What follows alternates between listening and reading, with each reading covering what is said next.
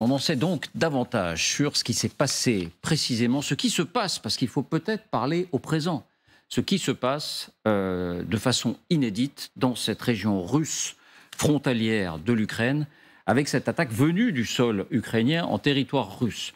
On commençait à en parler hier, ici même. Tous vos journaux, toutes vos radios, toutes les télés en ont parlé depuis, mais on est davantage, on est en mesure aujourd'hui de décrire à peu près précisément ce dont il s'agit, c'est-à-dire la portée de cette attaque, c'est-à-dire l'identité de ceux qui l'ont perpétrée, et c'est-à-dire ce qui s'est passé précisément en Russie au moment où elle a été déclenchée. Et c'est très riche d'enseignements. Posons d'abord les 5 questions précises sur ces événements, et puis je vous entendrai, il y a des questions, beaucoup de questions qui viennent à l'esprit. D'abord, les indispensables avec Justine Fraissinet. Bonsoir Justine. Bonsoir David, bonsoir à tous. Donc 5 questions sur cette opération. D'abord, tout simplement, est-elle toujours en cours ? Bien, c'est un des éléments qui retient l'attention pour plusieurs observateurs indépendants que nous suivons et dont nous vous parlons régulièrement ici. Des opérations se poursuivaient cet après-midi encore. L'incursion des militants russes pro-ukrainiens dans la région de Belgorod est toujours en cours. Voilà ce que déclare par exemple le journaliste Lou Bureau, toujours bien informé sur ce conflit. On ne sait pas s'il se trouve précisément en Russie actuellement, mais en tout cas, il est régulièrement en lien avec des sources proches de la ligne de front. Bref, c'est lui-même une source fiable. La Russie, elle, affirme avoir, je cite, bloqué et écrasé les assaillants en faisant intervenir ses avions et son artillerie. Et il y a 2 heures, le régime antiterroriste a été levé. Ce qui est certain, c'est que cette attaque inédite a surpris Moscou par son ampleur et par sa durée. Et on peut aujourd'hui la reconstituer plus ou moins précisément. Regardez, les groupes armés venus d'Ukraine ont pris le contrôle d'au moins 2 villages et ils se sont enfoncés en territoire russe sur une vingtaine de kilomètres. Et David, on vient d'apprendre justement qu'un civil a été tué dans la région de Belgorod et que 12 personnes ont été blessées. Deuxième question, voilà, on voit la pénétration au territoire russe, comme vous le montrez. Est-ce que, comme on l'a entendu, ces groupes cherchaient à prendre le contrôle de la garnison locale, c'est-à-dire le contrôle des forces de l'ordre, y compris des forces militaires en clair? Est-ce qu'il y avait un objectif militaire à cette opération? Eh bien, la garnison, précisément, non, mais les assaillants ont bel et bien cherché à prendre le contrôle de certains bâtiments officiels. C'est le cas du poste frontière de Graivorone, hier visiblement déserté par ses occupants. Sur ces images, on voit 3 véhicules blindés des groupes armés s'approcher du bâtiment. Puis, selon ces images qui ont été dévoilées par Moscou, les forces russes procèdent à plusieurs frappes pour tenter de repousser les assaillants et de détruire leur matériel. Quelques minutes plus tard, on voit que le bâtiment est complètement éventré et à l'intérieur du hangar, on aperçoit ce véhicule blindé de transport russe encore en bon état. Les attaquants sont toujours là et en quelques minutes, regardez, ils s'approprient les lieux, ils collent un autocollant anti-Poutine sur le fameux Z russe peint sur ce blindé et les voici en train de se faire la belle à bord du véhicule. Cet homme se filme, sourire aux lèvres, bandana aux couleurs de son groupe autour du cou, drapeau planté sur le blindé russe. Ce n'est pas juste un trophée de guerre, cette image, c'est un énorme symbole, c'est une humiliation pour les Russes. Ce que l'on peut noter aussi, c'est qu'un peu plus tard, un autre bâtiment officiel a été la cible des attaquants, bien plus loin, à une 60aine de kilomètres de là, à Belgorod, la capitale régionale. Et il ne s'agit de rien de moins qu'un bâtiment du FSB, les renseignements russes. On voit effectivement ce panache de fumée noire dans le ciel. Troisième question, depuis hier, mais ce matin encore, des informations font état d'une panique générale côté russe, avec des évacuations massives de la population. Est-ce confirmé? Bien, de toute évidence, oui. Regardez ces images. Une noria de bus a effectivement évacué des centaines, peut-être même des milliers de civils. Ceux qui sont restés ont suivi les consignes, tous aux abris. Panique générale quand ce petit groupe réalise que ce bunker antimissile est bloqué et qu'ils ne peuvent pas se mettre à l'abri. Selon nos informations, à ce stade, les populations ne sont pas rentrées chez elles. La situation n'est donc pas revenue à la normale. Panique confirmée aussi par l'ampleur de la réponse militaire russe, avec notamment, vous allez le voir, ces hélicoptères de combat, dont l'un au moins s'est écrasé, peut-être sous le feu adverse. On va écouter justement Jérôme Garraud, notre correspondant à Moscou, qui est de passage à Paris. Et pour lui, c'est sans commune mesure avec d'autres incidents qui ont déjà eu lieu en Russie, notamment cette incursion qui avait eu lieu le 2 mars dans la région frontalière de Briansk. On l'écoute. C'est très différent de ce qu'on a connu le 3 mars dernier, qui était déjà un petit coup d'éclat de la part de ces combattants. C'était la première fois qu'il y avait des combats sur le sol russe. Et là, on monte vraiment en puissance. Le dispositif n'a rien à voir. Déjà, pour que l'armée russe envoie des hélicoptères, etc., on voit qu'il y a eu des combats beaucoup plus intenses. Quatrième question, c'est un autre élément qui a été évoqué ce matin. Un dépôt nucléaire, un dépôt d'armes nucléaires dans la région a été évacué. Les armes nucléaires auraient été évacuées. Est-ce que c'est la réalité ? Eh bien ça, on ne peut pas l'affirmer effectivement avec certitude, mais il y a tout de même un faisceau d'indices. Hier, le porte-parole des renseignements militaires ukrainiens, au moment de l'incursion, explique que l'installation de Belgorod 22, un entrepôt de munitions nucléaires, est également en train d'être évacué par les Russes. Renseignement pris, Belgorod 22 est effectivement une installation militaire qui sert habituellement de site de stockage pour des ogives ou pour des missiles nucléaires. À vol d'oiseau, on est à une vingtaine de kilomètres à peine du lieu des combats. Le site a effectivement été évacué. On ne peut pas pour autant affirmer que des armes nucléaires s'y trouvaient à ce moment-là et qu'elles ont été emportées. Dernière question, et c'est un tout autre sujet. Que sait-on des deux groupes d'opposants qui ont orchestré l'opération ? On parle de suprémacistes blancs. C'est le cas ? Eh bien, en réalité, comme on l'affirmait dès hier, il y a bien deux groupes différents. D'abord, la Légion Liberté pour la Russie et le corps des volontaires russes. La Légion Liberté pour la Russie est directement liée à cet homme que vous allez voir, l'opposant russe Ilya Ponomarev, le seul député à avoir voté contre l'annexion de la Crimée en 2014, le seul député russe. Et il a rejoint le camp ukrainien dès février 2022, constituer une armée privée qui coopère avec les troupes de Kiev. Son objectif, renverser le pouvoir de Poutine et sortir, je cite, de la dictature. Et c'est ce groupe notamment qui aurait procédé à de nombreux sabotages de lignes de chemin de fer. Le deuxième groupe n'a rien à voir, mais il s'est allié au premier pour mener ce coup d'éclat. Il s'agit du corps des volontaires russes. Effectivement, ce groupe-là est considéré comme radical. Il abrite des suprémacistes qui arborent notamment en brassard l'insigne de l'armée de libération russe qui a collaboré avec l'Allemagne nazie pendant la Seconde Guerre mondiale. Son dirigeant, c'est Denis Nikitine, Denis Kapoustine de son vrai nom, figure connue du milieu hooligan et de l'extrême droite en Russie. On estime à ce jour que le corps des volontaires russes compte une centaine de membres. Merci Justine. Voilà pour ce qu'on sait à ce stade de cette opération. La première question qui vient à l'esprit, c'est que cherchaient ces assaillants ? Je me tourne vers vous, colonel. D'après vous, est-ce que c'était une opération qui visait à conquérir un morceau de territoire russe ou pas ? Vous savez, dans la guerre, il y a des objectifs, terrain, quelque part. Enfin, prendre du terrain, simplement. Le problème, c'est là, on voit donc bien... Vous pensez qu'ils étaient là pour prendre du terrain ? Non. Je veux dire qu'en général, gagner la guerre, c'est gagner du terrain et c'est le tenir. C'est ça le sujet. On voit qu'aujourd'hui, on est dans une espèce d'attente, une période de transition, avant une offensive plus massive des Ukrainiens. Qu'est-ce qui va se passer ? Par la force des choses, les Ukrainiens pratiquent déjà depuis un certain temps, ils vont mettre en place ce qu'on appelle les opérations préliminaires, les opérations de la profondeur, visant à déstabiliser les chaînes de commandement, visant à déstabiliser les circuits logistiques. Probablement que, effectivement, en fait, le fait de s'approcher, si vous voulez, d'un site de lancement nucléaire, peut-être tactique, parce que ça n'a l'air pas d'être très grand, donc les Russes vont être forcés de reculer de quelques kilomètres ce site, etc., etc. Donc en fait, ils vont porter le fer chez l'adversaire, ils vont prendre l'initiative.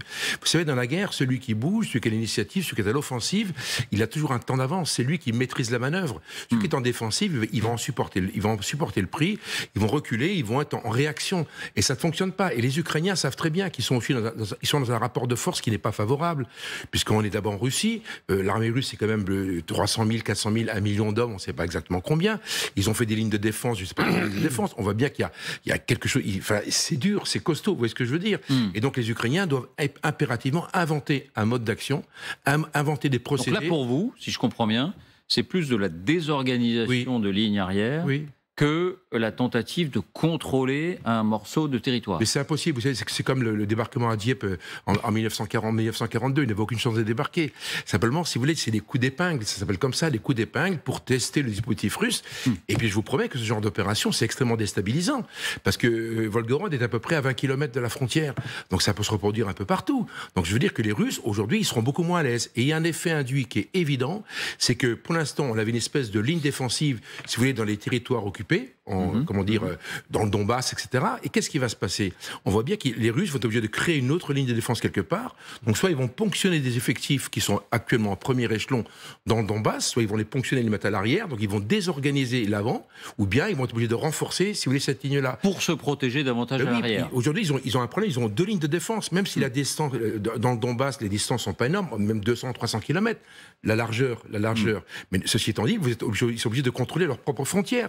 Alors que jusqu'à présent, ils pensaient que leur frontière, elle était au niveau de Bakhmout, vous voyez ce que je veux dire? Et d'un coup, pof, ils se retrouvent en 200 ou 300 km en arrière. C'est totalement déstabilisant et je pense qu'ils auront beaucoup de mal à gérer ce genre de problème. Parce qu'on entendait ces hommes hier dire libérez-vous de Poutine, nous sommes là pour vous libérer, rejoignez-nous. Bon, c'était pas quand même l'objectif de cette opération pour vous non plus, Isabelle? De conquérir un morceau de territoire. Ils sont même allés. Ces groupes vont plus loin en demandant la chute du régime de Vladimir Poutine.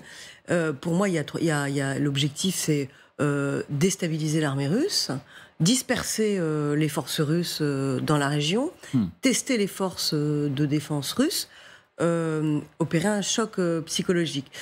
Parmi les Ukrainiens, il y a certaines personnes caressent l'espoir, enfin plutôt disent la meilleure solution à la fois pour nous, pour les Américains et pour l'Ouest, la meilleure manière dont pourrait se terminer cette guerre serait que l'armée russe s'effondre.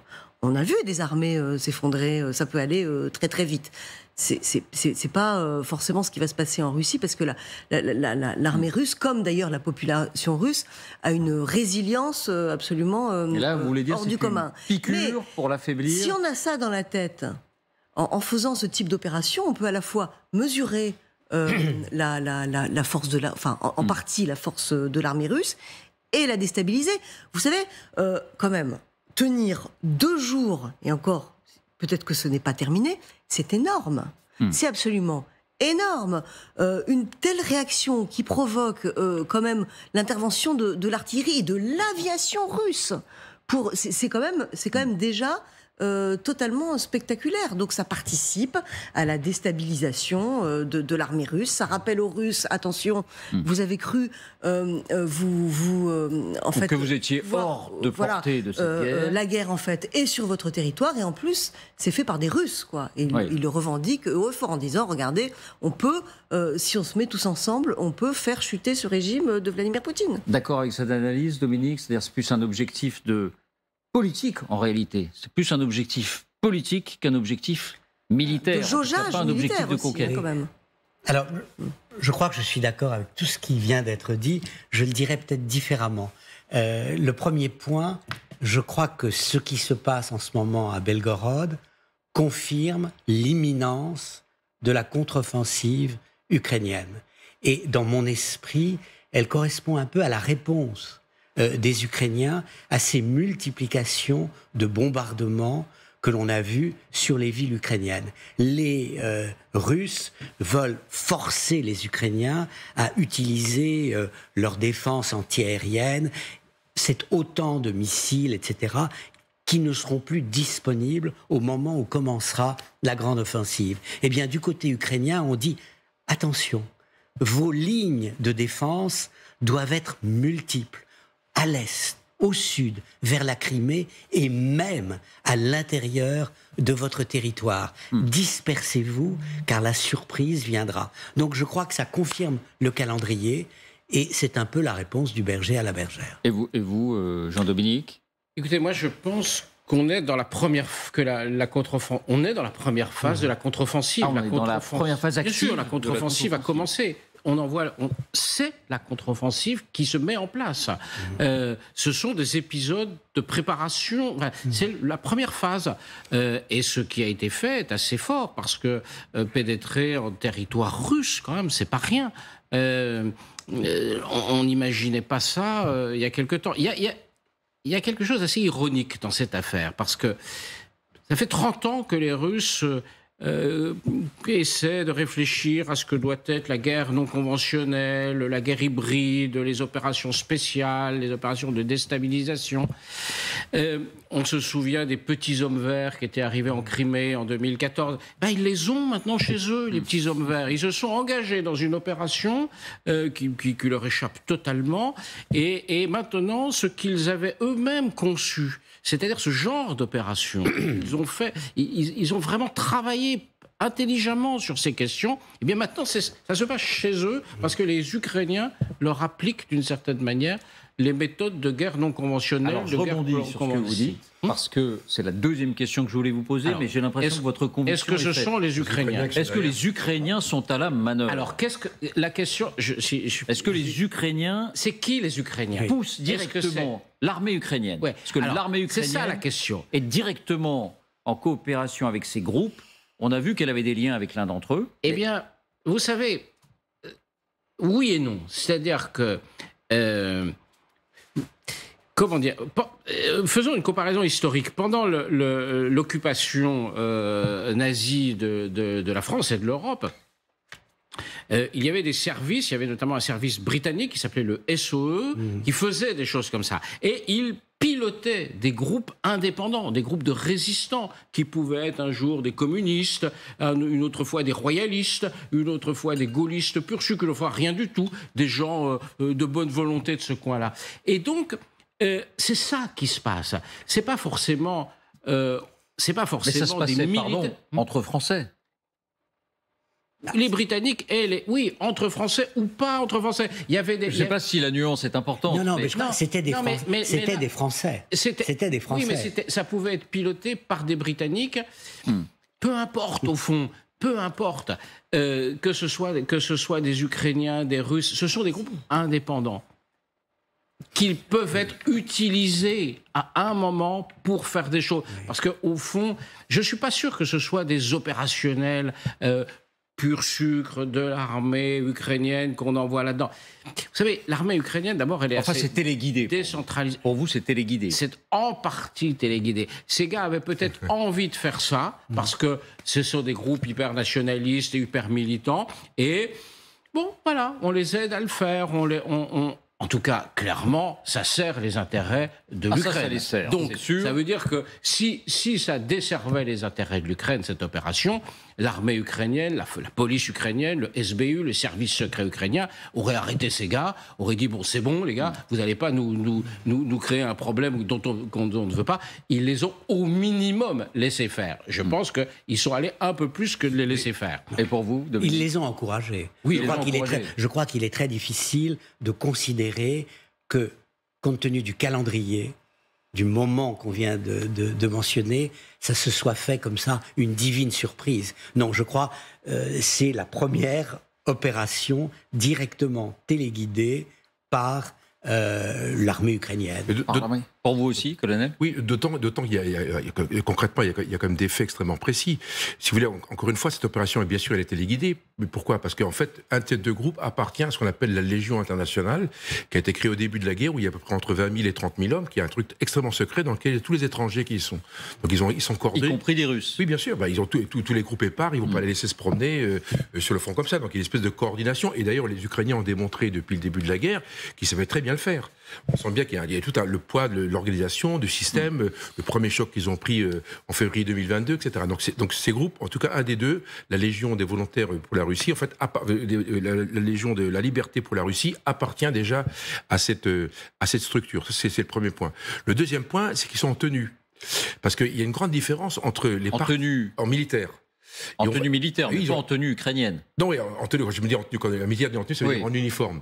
Et en fait, ils ne sont pas des partisans.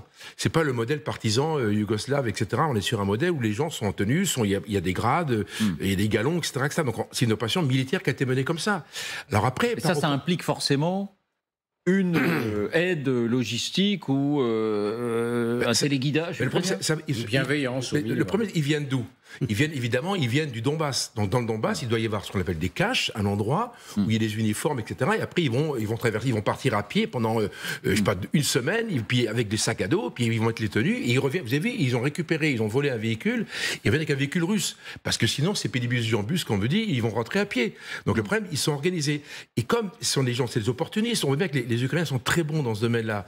De façon opportuniste, si vous voulez, il y a une faiblesse russe. En fait, ça s'est mal passé pour les Russes. Ils n'étaient pas là. Ça, on va y revenir. C'était compliqué. Mais vous comprenez que c'est une toute autre portée qu'on peut donner à cette opération si elle est téléguidée, effectivement, par l'Ukraine. Isabelle, je vois que vous brûlez de prendre la parole, mais simplement, je veux rappeler que hier, lorsque le chef du renseignement militaire ukrainien est interrogé, il se donne à peine le soin de démentir. C'est-à-dire, qu'est-ce qu'il dit ? Ah oui, ils ont des chars.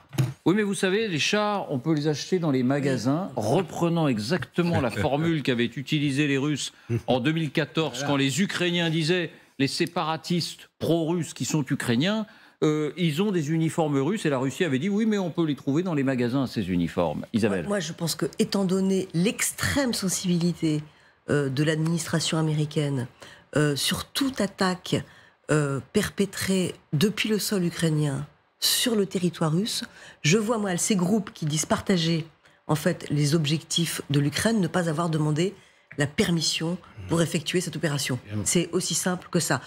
Deuxième chose, moi, je pense que le fait que ce soit des Russes a une force, une très très grosse force symbolique. Pourquoi ? Parce que ça veut dire que les Russes sont capables de se rebeller. Ça veut dire que les Russes sont capables de dire du jour au lendemain, il faut que ce régime s'en aille. Et ça veut dire que des militaires sont capables de contrer le chef suprême au Kremlin. Alors, est-ce que tout ça aura un jour un effet d'entraînement ? Probablement les semaines ou les mois qui viennent nous le diront. Mais je pense au contraire que ça donne un encouragement absolument extraordinaire à tous les Russes qui ne sont pas d'accord avec Vladimir Poutine et qui ne savent pas comment le montrer. Bon, je voudrais maintenant qu'on aborde la question de l'impact pour la Russie. Et celui qui retourne le couteau dans la plaie, devinez de qui il s'agit. Prigojine. Évidemment, Oui. de Prigojine, qui ne se prive pas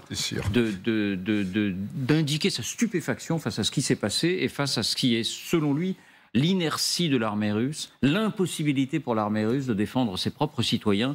Écoutez, Yevgeny Prigojine, alors on entend sa voix, il a illustré son propos avec des photos pour bien appuyer bien enfoncer le clou. Écoutez.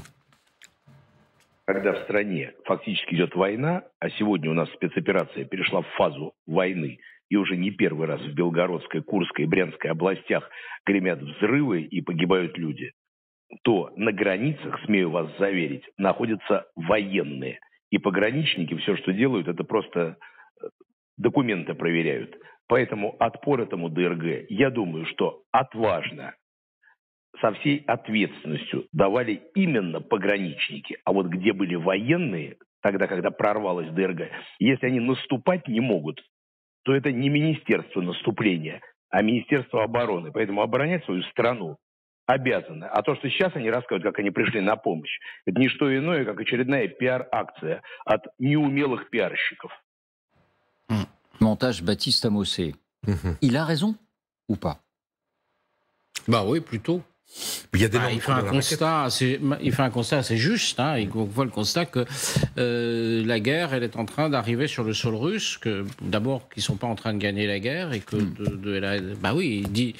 Ils ne savent pas attaquer. Alors évidemment, il a son agenda politique. Une fois encore, il cogne sur le ministre de la Défense. Il a son agenda politique qui trompe personne. Mais son constat est pas fou. Quoi. Mais il n'a pas tort, absolument, parce qu'il révèle les trous dans la raquette. Et c'est vrai qu'un pays qui est en guerre, à une centaine de kilomètres, si vous voulez, à 20 kilomètres, si vous voulez, du Donbass, et c'est comme particulier, c'est comme bizarre que ce soit pas gardé avec les forces territoriales, parce que autant on peut comprendre qu'il y ait une mobilisation de 300 000 hommes pour aller dans le Donbass, mais autant le territoire russe doit être gardé par les millions de soldats russes qui existent bel et bien. Donc pour le coup, ils sont où ? En fait, ils n'existent pas, en fait. Et oui, en fait, c'est ça, c'est peut-être une armée de papier, c'est ça qui est très, très étrange quand même. Bon. Je partage totalement. Il a beau jeu, Prigojine. Puis il a rappelé un petit peu servi sur un plateau, mais c'est ce qu'il dit depuis à peu près un mois et demi ou 2 mois. À l'inverse, Vladimir Poutine, qui ne s'exprime pas directement sur Belgorod. On l'a dit, c'est très rare, de toute façon, qu'il parle d'opération militaire. Il l'a fait pour se féliciter de la conquête de Bakhmout, mais c'est très rare. Il ne mentionne pas Belgorod, mais à l'occasion d'une cérémonie, on comprend bien le parti qu'il espère tirer de ce qui s'est passé, c'est-à-dire, je vous dis que ce ne sont pas nous les agresseurs, que nous sommes les agressés. Eh bien, d'une certaine manière, en voici la preuve. Écoutez Vladimir Poutine. Часто говорят, и мы слышим, что Россия начала какую-то войну. Нет. Россия с помощью специальной военной операции пытается прекратить эту войну, которую ведут против нас, против нашего народа, часть которого в силу исторической несправедливости оказались за границами исторического российского государства. Но от этого они не перестали быть нашими людьми. И Россия... Montage Charlotte Sauvaget. Dominique, bon, c'est le discours du Kremlin. C'est tout à fait logique de son point de vue. Maintenant, sur un plan historique, les Russes sont bien meilleurs quand ils se battent chez eux pour leur territoire que lorsqu'ils se battent à l'extérieur de leurs frontières. On en a la démonstration de 1812 à 1941. Et donc, ça peut jouer dans les deux sens. C'est-à-dire qu'on peut effectivement envisager que derrière l'apathie russe, à un moment donné, il y a une sorte de, je dirais pas de réveil, mais d'idée, mais et ça se passe chez nous. Il faut peut-être... Alors, donc, l'effet de surprise a joué totalement en faveur des Ukrainiens, des attaquants. Maintenant, qu'est-ce qui va se passer?